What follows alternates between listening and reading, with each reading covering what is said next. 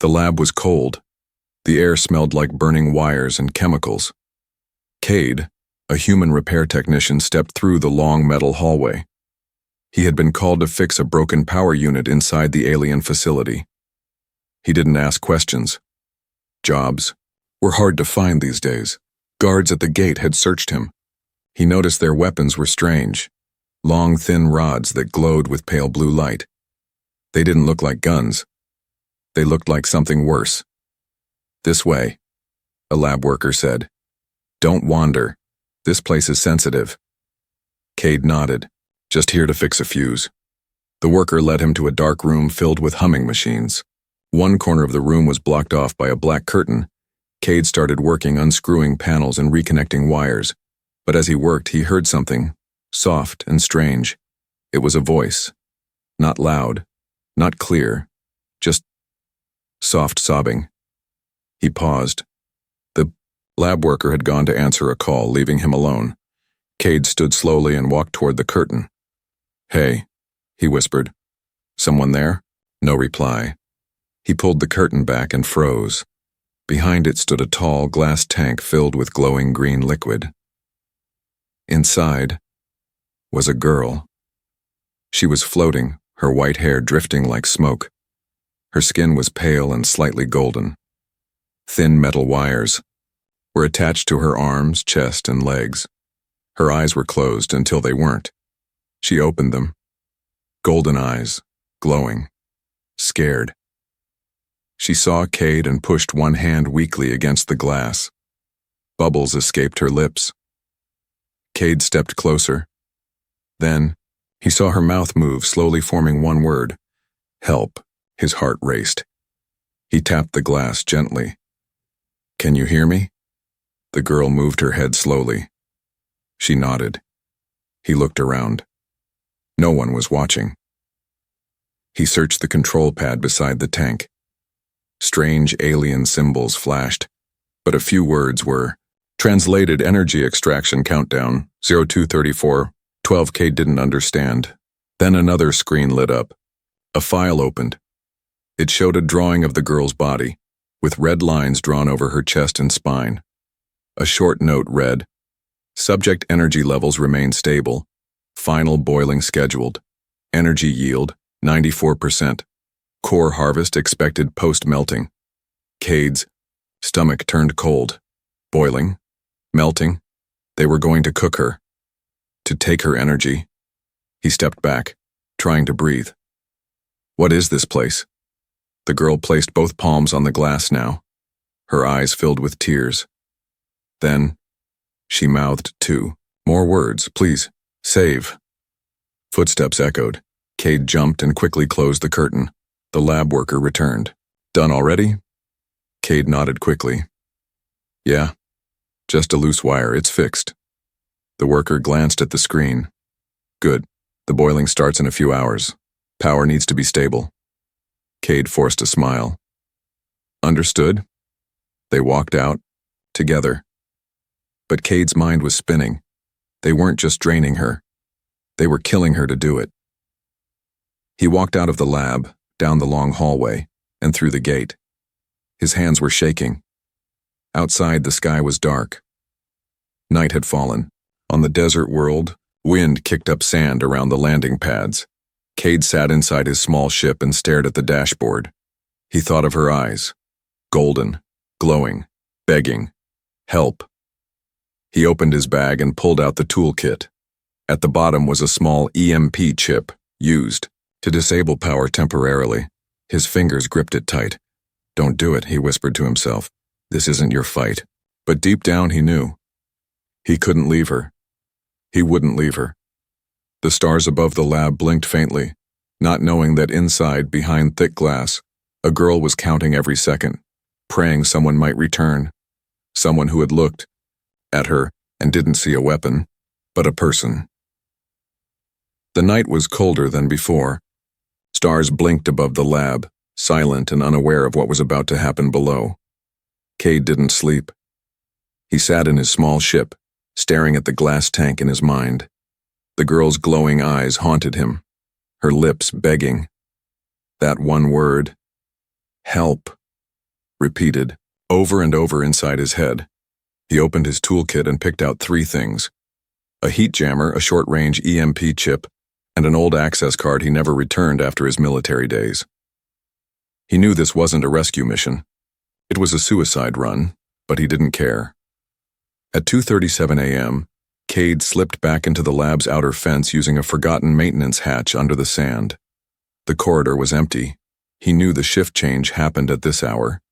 He moved quietly, following the same path he'd walked earlier. When he reached the power room, he paused, pulled out the heat jammer, and activated it. Every camera within 30 meters would now show only static. He had 4 minutes. He rushed toward the black curtain and pulled it back. The girl was still inside, the tank, still floating.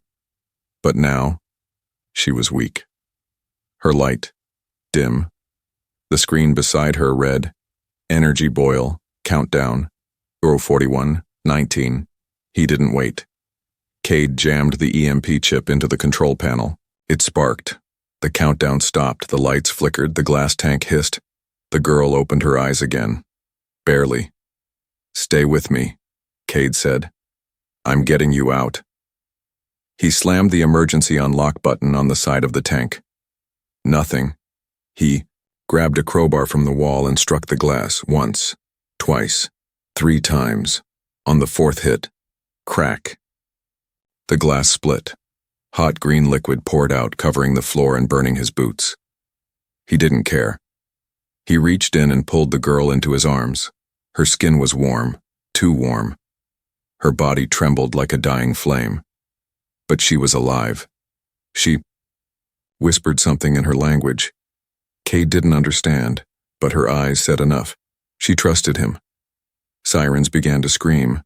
Red lights flashed across the lab. Emergency! Energy leak detected. Cade threw a heat-resistant sheet over her and ran. His boots splashed through the green liquid. Alarms echoed through every hallway.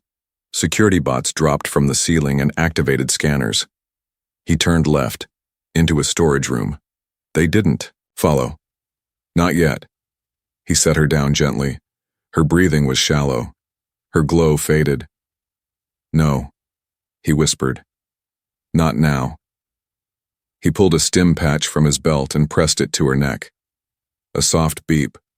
Her body jerked slightly. Her eyes opened. "Cold," she said in broken English. "I've got you," he replied. "But we need to move." Footsteps. Voices. They were searching. Cade looked up at the vent shaft above the storage lockers.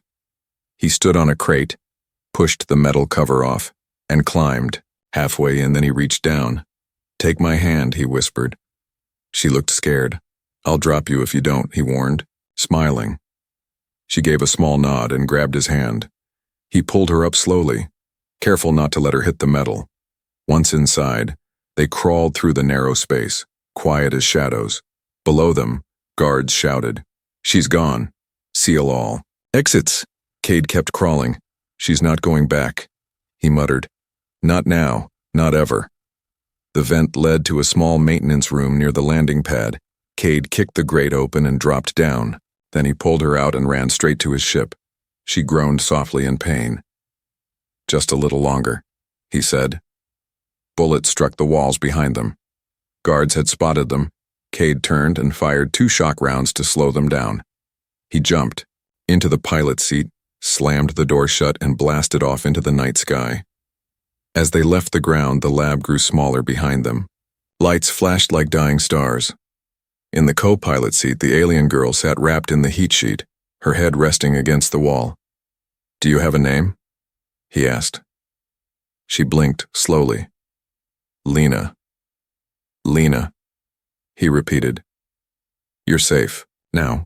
She gave him a small, tired smile, and for the first time since the escape, her light began to glow again. The ship drifted through space like a ghost. Its lights were off. The engine ran quiet. Cade had activated stealth mode, hiding their signal from every scanner. He didn't know where they were going, but he knew what they were running from. Looked over at the girl curled in the co-pilot seat. Lena. Her name still echoed in his mind. She hadn't said much after the escape.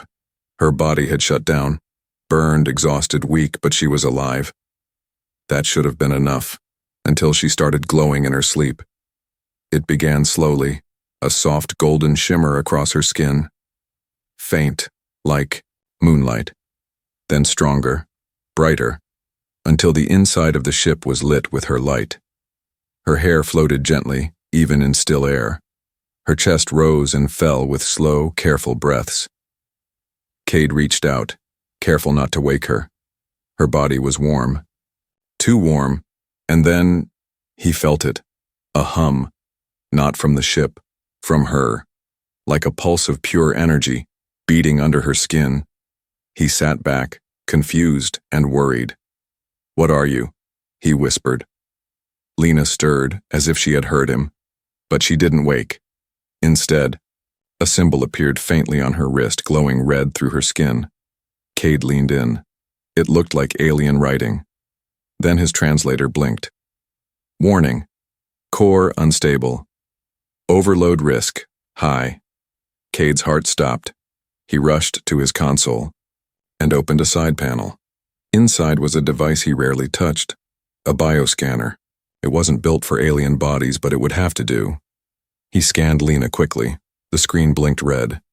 Energy spike detected. Containment needed. Core light. Rising. Heart load. 170%. Cade froze. If her energy kept rising, she wouldn't just die, she'd explode. He looked back at her. She was glowing brighter now, whispering something in her sleep. Words in a language he didn't understand. She looked peaceful, but in pain. Cade grabbed a cold gel pack and gently placed it on her forehead. She twitched. "Lena," he said softly, "wake up. You have to control it."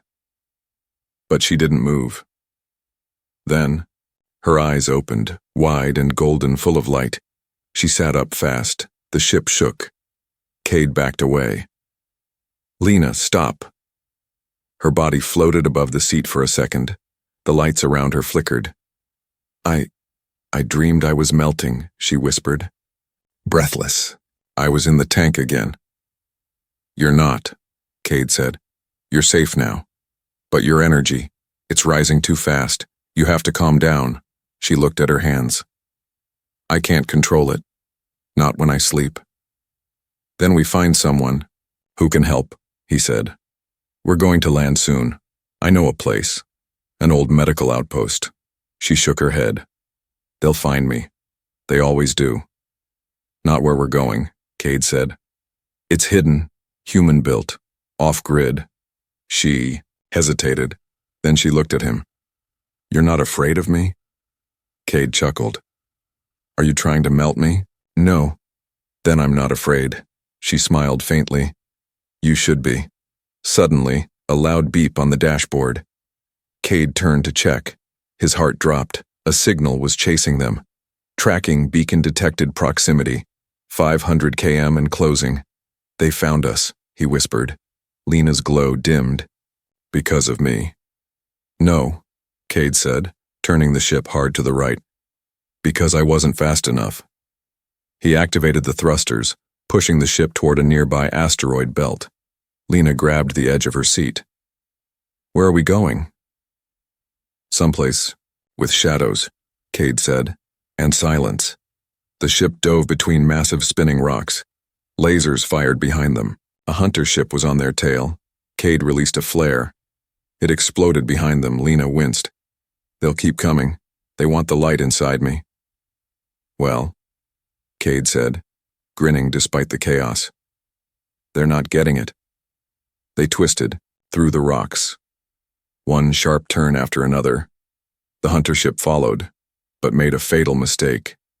It scraped a large asteroid and shattered into flames. Cade whooped. "Yes." Lena smiled, the glow in her eyes soft now.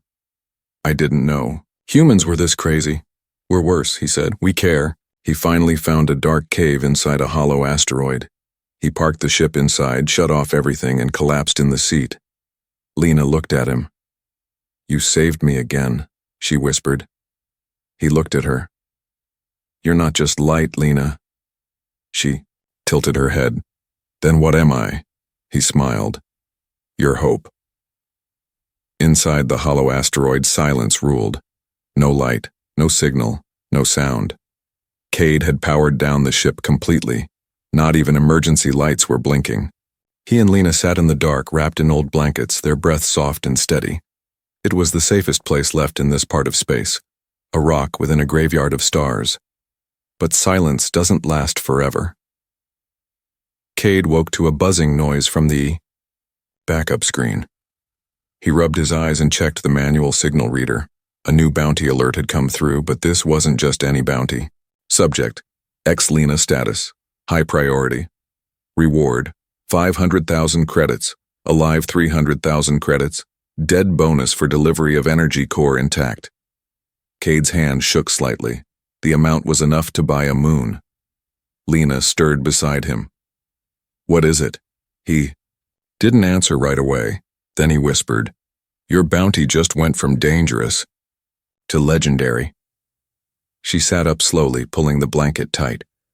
Her glow was dim this time, but her golden eyes were sharp. They've realized what I am.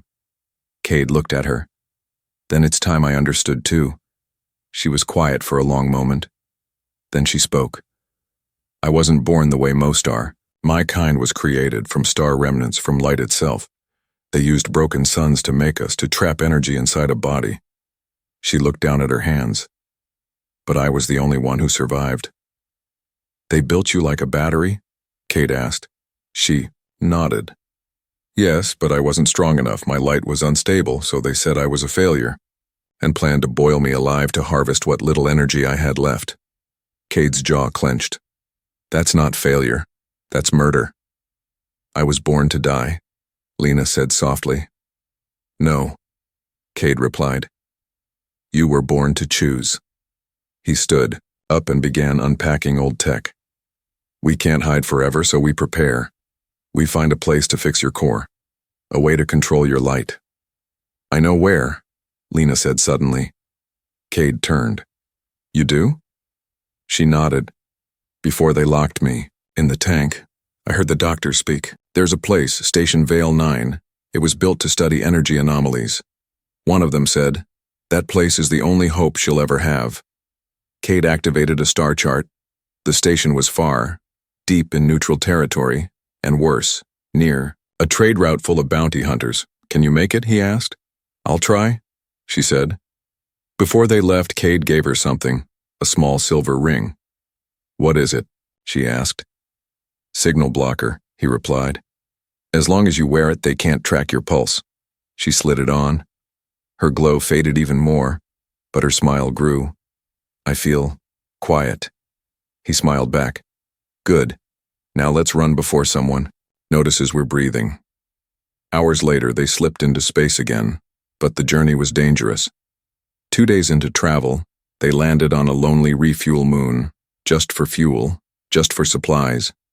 But someone saw them. A miner, old, drunk, greedy. He scanned Lena while she was sleeping. The scanner didn't work fully because of the ring, but he saw enough to know she wasn't normal. He sent a message, and soon, they came. At midnight, the first attack happened. A bounty crew of 4 broke into the station. Cade woke to the sound of glass shattering. He grabbed his blaster and ran toward Lena's room. She was already awake, glowing brighter than ever, hands raised in fear. One of the hunters grabbed her wrist. Don't touch her. Cade shouted and fired. The man dropped. The others ran. But now they knew where she was, and they wouldn't stop. Back in the ship, Cade was patching up a cut on his arm. Lena sat nearby, hugging her knees. I almost lost control, she whispered. I saw you, Cade replied. You held it in. I don't know how much longer I can. He looked at her seriously.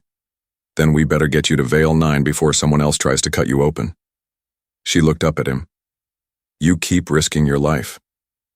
Why? He leaned against the wall. Because when I looked at you in that tank, you weren't just energy. You were someone who needed a chance. She blinked. And now?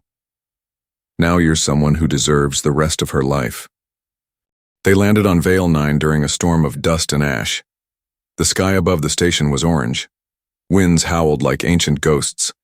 The landing pad was cracked and half buried in sand. It looked like no one had walked here in years, but the signal was still alive. Cade helped Lena down the ramp slowly. Her steps were weak. Her body still glowed, soft and unsteady. Her hands trembled every time her feet touched the metal floor. "Are you sure this is the place?" he asked. She nodded. This was built to study light-born life. Me. People like me. Before they all died. He looked around. Well, let's hope someone inside still knows how to help. The doors opened with a tired hiss. Dust flew into their faces as they entered. Inside, the air was thick and dry. Lights flickered. Old computers blinked in sleep mode. They followed the signs through the silent corridors until they reached a large central chamber. In the middle stood a machine, round, silver and full of wires. It looked like a chair built for something not quite human. Lena stepped toward it. Her glow pulsed brighter. "This was made to help me," she said. "To balance my core, to cool the energy when it grows too fast."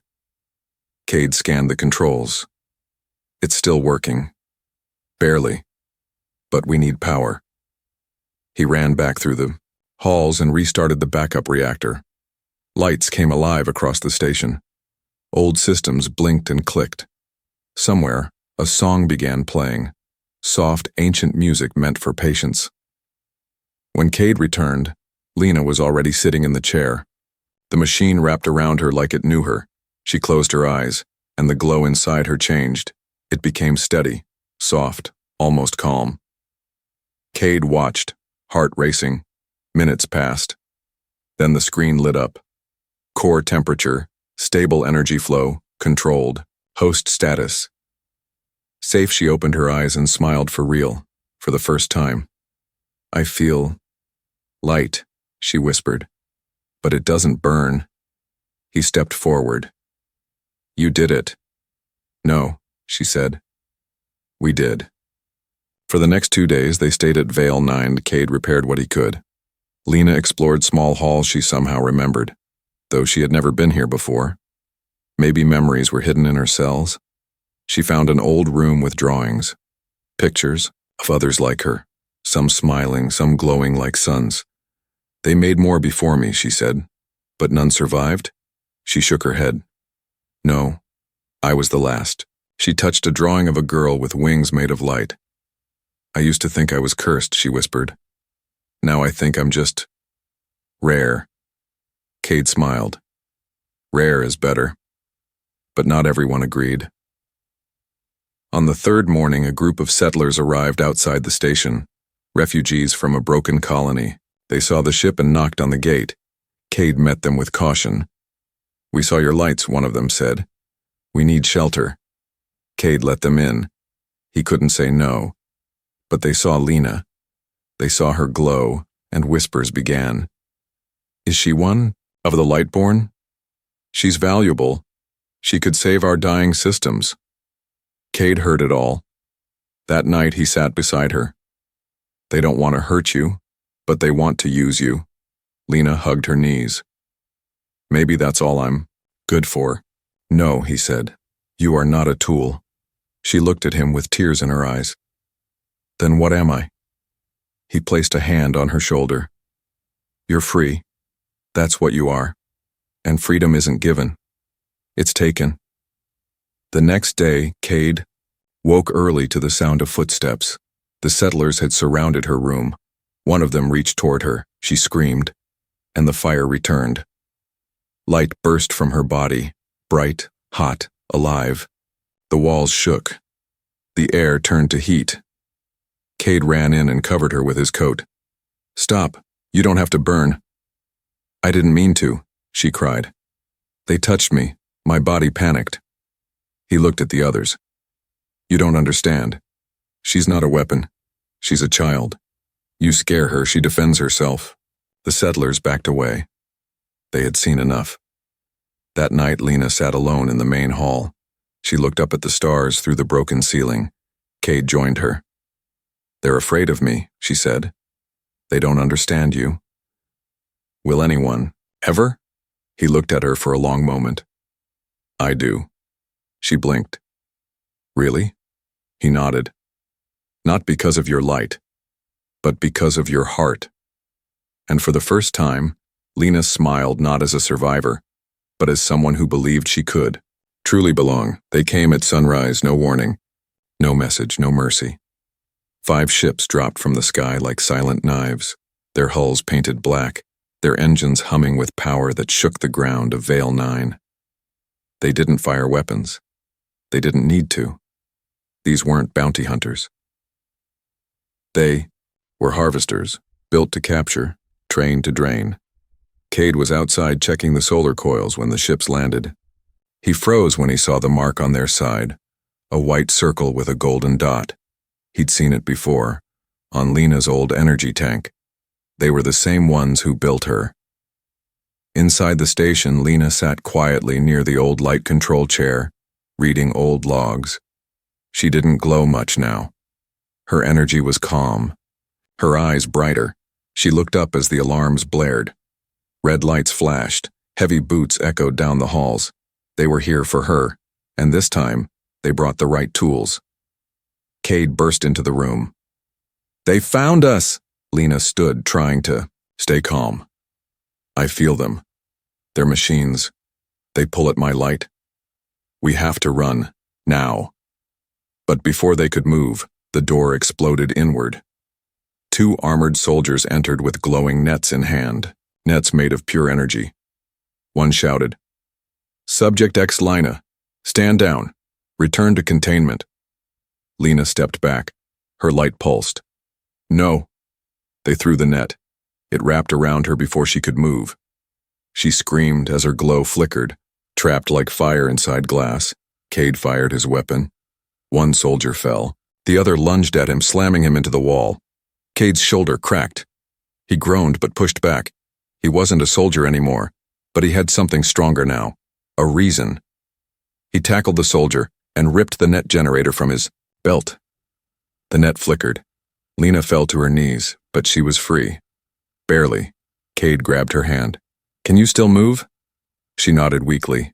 They ran. Alarms echoed. More boots followed.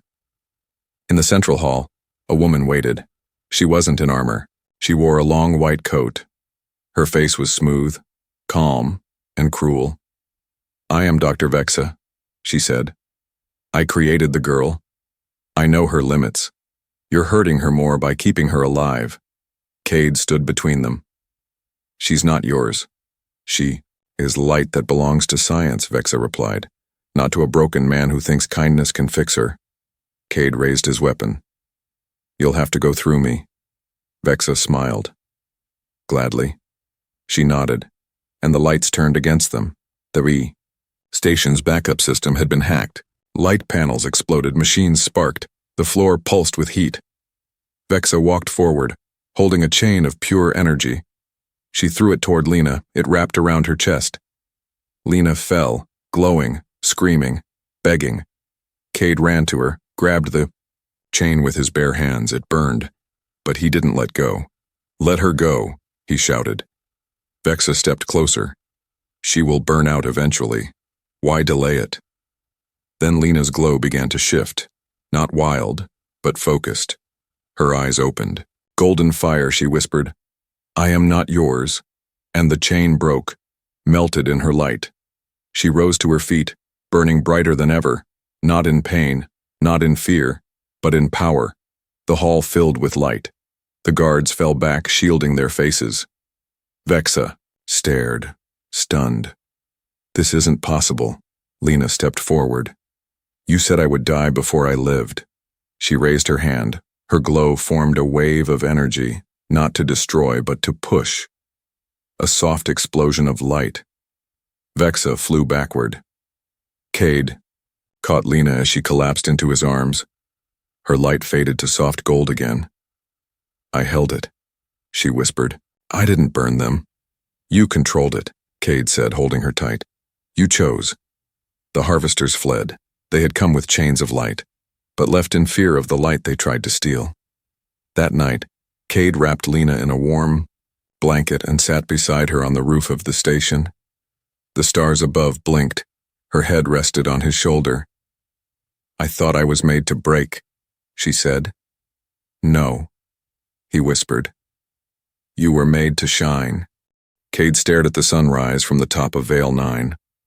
For the first time in weeks, the sky was calm. No ships, no sirens, no alarms. Just the soft orange light of a new day crawling over the hills. But he couldn't relax. Not yet. Inside the station, Lena slept. Her breathing was light, her glow soft and steady. But her energy core was failing again. She had used too much during the last attack.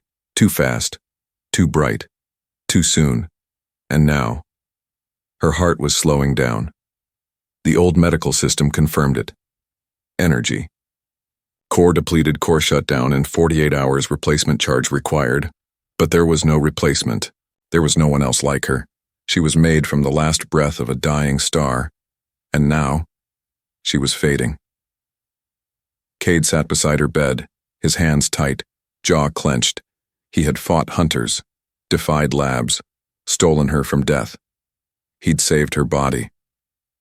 But now he had to save her soul, and the only way left was unthinkable. An hour later, Lena opened her eyes. "Cade, I'm here." She reached for his hand, her skin warm, but weak. "I can feel it. The end coming." "No, not yet." She gave a faint smile. "It's okay. I never thought I'd live this long." "You're not dying, Lena." "I am." Cade took a deep breath.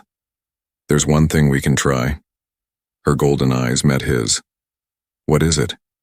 He hesitated. "There's a core stabilizer at the heart of this station. It was used to balance reactor flows. If I enter it and link my own biosignal to yours, it might work. It'll charge your light." "But it wasn't made for that," she whispered. "I know. You'll die." "I might." She shook her head. "No." He cupped her cheek gently. "You gave me a reason to fight. Now let me give you a future." He carried her through the station one last time, to the old stabilizer core, deep below ground, humming softly. He placed her inside the cradle, wires attaching to her back and arms. She looked at him with tears in her eyes. "Why are you doing this?" "Because your light made me believe again." Cade stepped into the center pod. The machine roared to life. Warning signs flashed across the screen. Human biosignal detected. Mismatch. Risk. Fatal. Continue? He hit yes. As the energy linked, Lena's body lit up like the stars. Her eyes opened wide. Her glow exploded, not in heat but in harmony. Her core absorbed the charge. Her blood ran like fire, but not burning. Alive. She screamed, not in pain, but in awakening. "Cade," she cried. "Stop. You'll disappear." He groaned from the other pod, gripping the side. "Just a little more." His vision blurred. Then, silence. Light faded. The machine powered down. Lena gasped for breath and stumbled out of the cradle. Cade's pod opened. He fell forward. She caught him. His skin was pale. His heartbeat slow, but he was alive, barely. She held him tight, crying. "You're crazy," he chuckled weakly. "Takes one to save one." She smiled through tears. "You did it."